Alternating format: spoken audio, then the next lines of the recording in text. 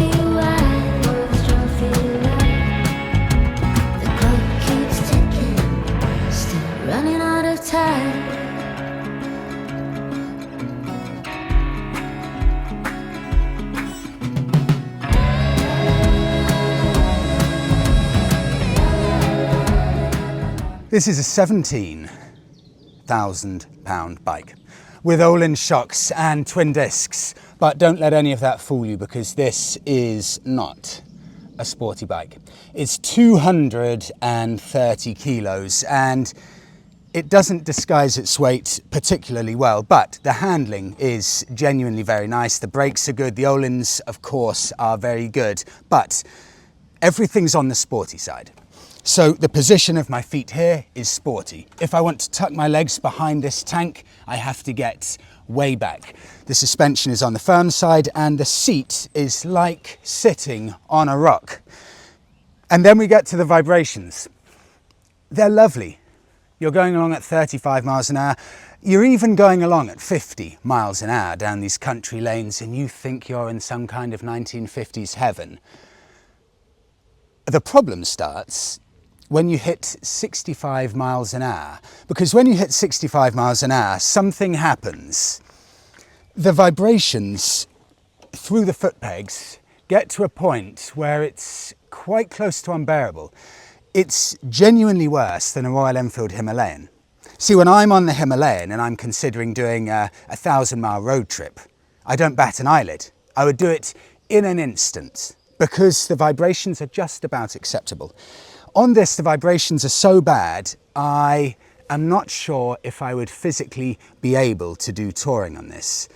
Coupled with that, the exhaust note is astonishingly good, but it's so loud that I'm fairly sure I've already lost a bit of hearing. So this is not an easy bike to live with. Two other things to point out, because the list is fairly long. The turning circle is so appalling. Any kind of slow speed maneuvers, coupled with the fact it doesn't have that small or that low down a centre of gravity, means that maneuvering takes forever.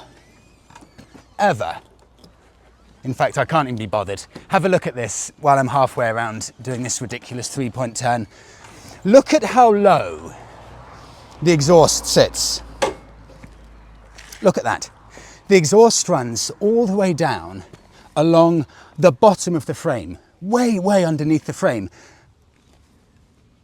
I wouldn't be surprised if Norton send me an invoice in a week when they notice the damage I've done to that, because speed humps that are nothing special size-wise seem to be destroying this exhaust in a way that I've never experienced on any bike before. This bottoms out worse than any motorcycle I've ever experienced. So if you want a bike that's easy to live with, this is on the polar opposite end of the spectrum. But are there enough positives here from the riding experience to outweigh the significant negatives? Oh yes, because 77 horsepower, some may disagree, but I think it's the perfect amount of horsepower. Norton have focused on the feeling the bike gives you over and above anything else. This is never going to be a performance-focused bike.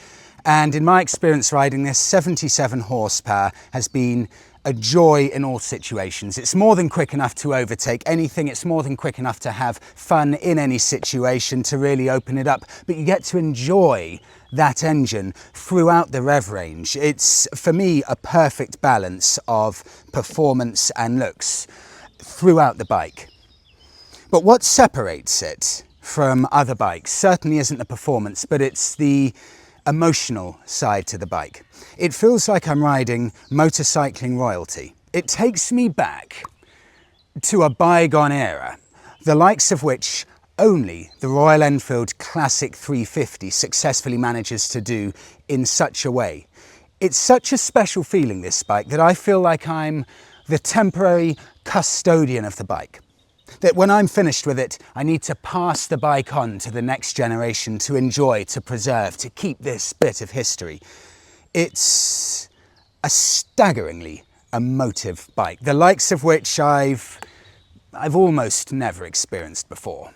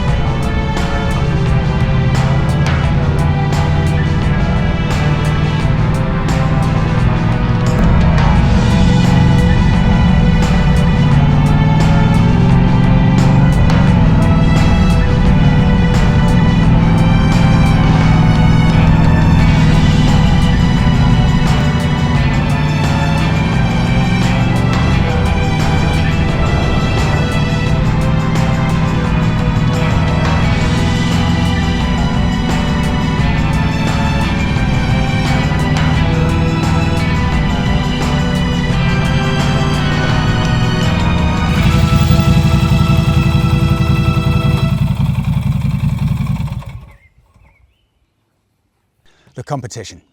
I've picked two bikes to go up against the Norton. The first is the Triumph Bonneville T120. That's got 2 horsepower more than the Norton. It's a similar weight and it's got 200 cc's more displacement. And it's £5,000 cheaper. What's better though? I've been trying to figure out if there are any areas that I genuinely think the Norton Commando is better than the T120, and I can't. I can't think of one area where this is a better bike than the T120. The T120 is slightly more powerful. I think it's a sweeter riding bike. It's infinitely more refined. You don't have any of those vibrations, and it is much, much comfier and much more versatile. You would also have to say that the T120, despite maybe not having Öhlins and not having a carbon mudguard, it's a much, much better finished bike. There are no areas of oversights like 1960s British Leyland, for example. It is a fully accomplished motorbike in all areas. You can go touring on the T120, you can go 2-up, you can strip it back. It's a B-road blaster, it's a commuter, it's a continent crusher. It's everything you need it to be. And the Norton isn't. But if you want a little bit more power, a little bit more performance, you could look at the BMW R9T. The last one I rode was a 2021 model. The new version of that is the R1290, and that's £14,400, but it's 109 horsepower. That handles slightly better than the Norton Commando, and it's a much, much more performance-focused bike. And even the 2021 model that I tried, bear in mind I haven't tried the most up-to-date one, yeah, it's a more accomplished bike than the Norton. So there is no common sense argument that I can give you why you'd buy the Norton over the competition. Having said all that, would I actually buy the bike? Thing is, I know what would happen.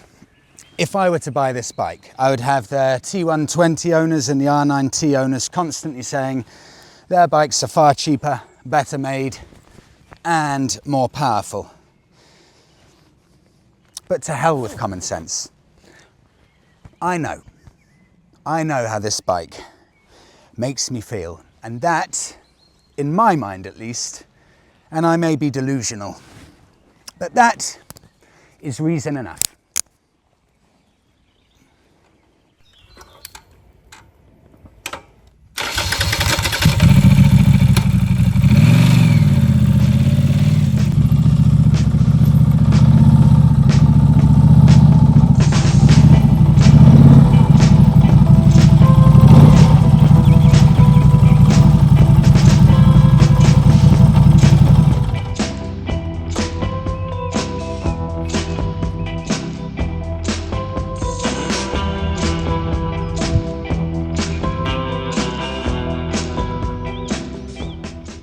A couple of years ago, I had the Triumph T120 on loan, and I remember I was riding through Chelsea, and all of a sudden it hit me. This is the James Bond of motorcycles, and 2 years on I'm going to slightly adapt that, because the T120 is the Roger Moore of motorcycles. It's suave, it's debonair, it's effortlessly handsome, and the Commando is all those things. But the difference with the Commando and the T120 is the Commando has a slight edge to it. It's slightly nasty. The Commando could just as easily play a villain as it could the lead role. You know what the Commando is? Sean Connery.